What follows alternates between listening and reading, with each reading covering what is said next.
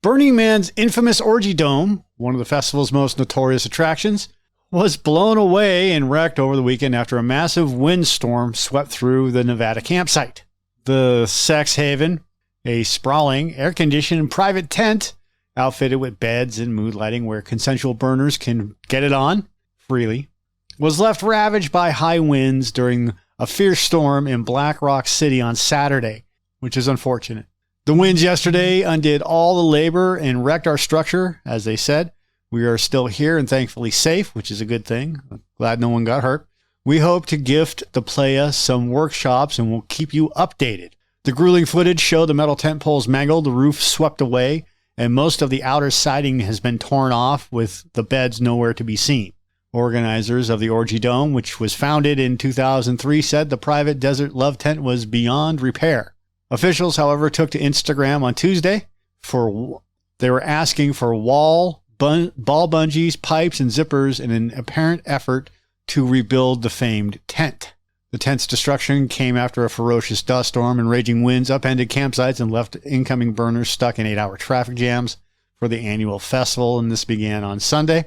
There's video that has captured video that was captured by early arrivals showed multiple men covered in dust trying to hold down metal poles as they were nearly dragged away by the wind.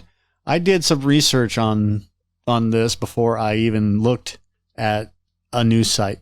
And one of the videos I saw was the myths of Burning Man. And the very first thing that they said, the very first question that was asked is, orgy tent.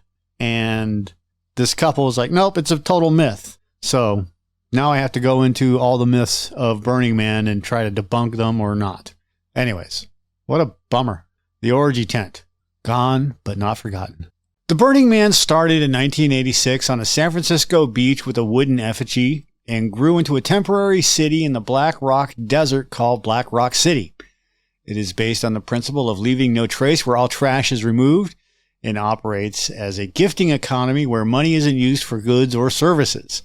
Participants express themselves through art, costumes, and camps, all guided by 10 core principles, including radical self-reliance and participation. A central part of the event is the burning of the large wooden man figure and the temple, though many other art pieces are saved and find new homes after the event.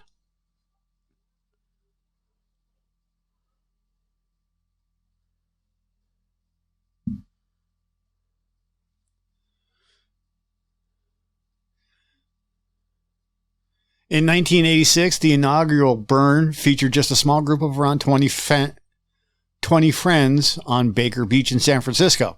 The first effigy was only about 8 feet tall and represented a man. Jerry James was the co-founder who helped build the initial man figure. The first few years were small word-of-mouth gatherings without tickets or formal organization, and the event was originated as a free bohemian art celebration on the beaches of San Francisco before moving to the desert. At the playa, the dry lake bed provides a perfectly flat, expansive canvas for the art installations and city layout. The compacted alkaline dust can create sudden, blinding dust storms that reduce visibility to zero. The dust is highly alkaline and corrosive, which is why participants must wear goggles and respirators. The lack of moisture means there's no living plants or animals on the playa, and the surface is not sand. It's a fine silt-like dust that cracks into patterns. Black Rock City is laid out in a massive semicircle with radial streets and a central camp. It is located near Gerlach, Nevada, about 100 miles north of Reno. The city has a temporary grid system with named streets and addresses for navigation. The city also has its own temporary post office, airport, and emergency services. Black Rock City is a metropolis of up to 80,000 people for 1 week out of the year.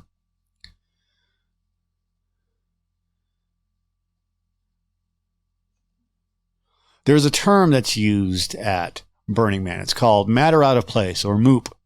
This is the term for any foreign object left out on the playa, no matter how small.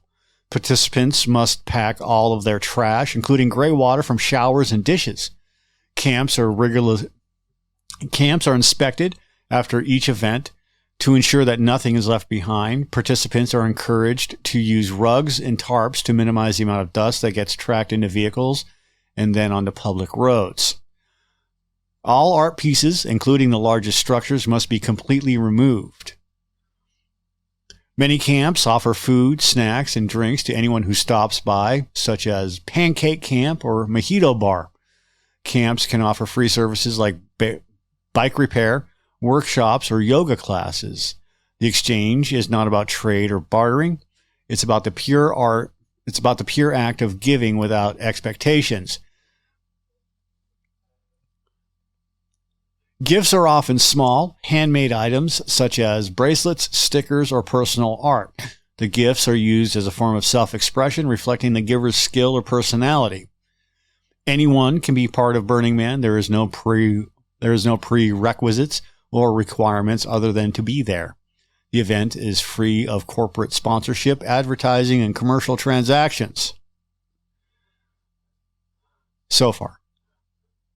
The principle, radical self-expression is a principle, which is a principle that is encouraged,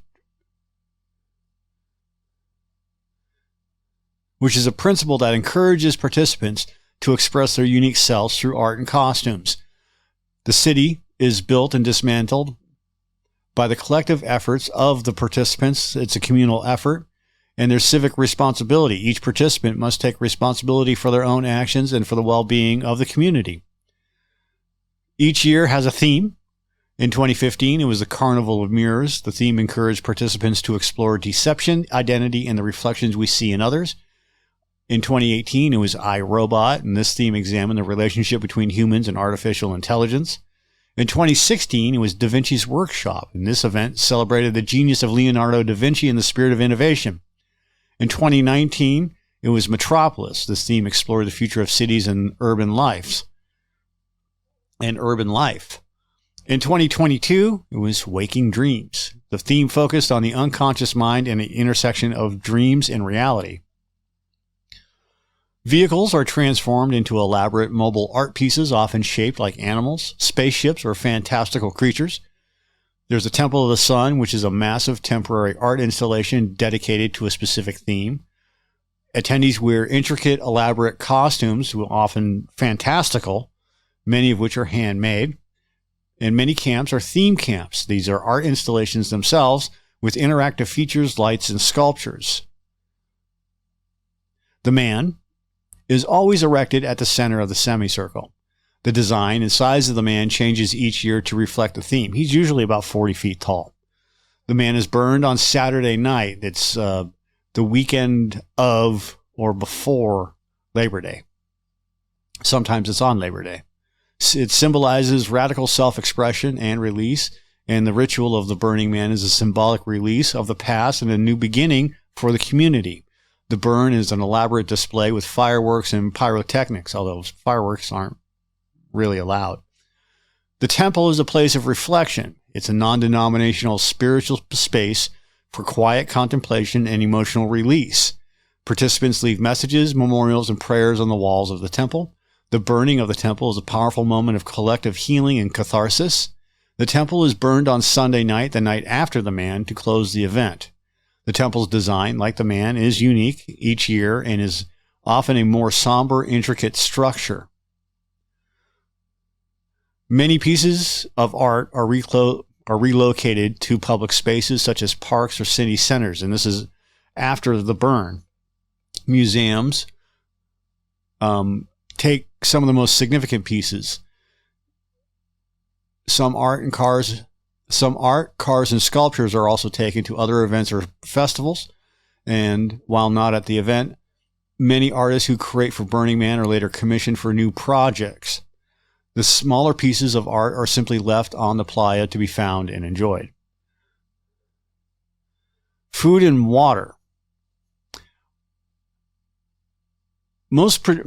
All participants must bring all their own food and water for the entire week. Attendees are responsible for their own shelter, whether it's a tent, RV, or an elaborate camp structure. All power must be self-generated, typically using solar panels or generators. While there are emergency services, participants are responsible for their own first aid, and participants must bring all the tools, art supplies, and materials they need to create whatever they're creating. There is a volunteer force. They are called the Black Rock Rangers, and the Rangers act as mediators and guides, but they are not law enforcement. Their primary role is to de-escalate conflicts and help people find solutions. Rangers can be found at ranger outposts throughout the city. They help with lost people, medical emergencies, and other issues that may arise. The Rangers' approach is to help participants solve problems rather than interviewing. Goggles and respirators are essential for navigating dust storms. The playa foot is a condition where the highly alkaline dust dries out and cracks the skin on your feet. During severe dust storms, visibility can drop to zero and it is impossible to see. Many camps use misters and water to keep the dust down in their areas. Participants must dust-proof their tents, vehicles, and all electronics. The entire event, from planning to cleanup, is built on a volunteer effort. Camps all share resources like kitchens and showers, and everyone is welcome to join a camp or simply wander through the city. The gifting economy and volunteer structure create a sense of shared responsibility and community. The shared struggle against the elements and the shared joy of art and community create a powerful bond.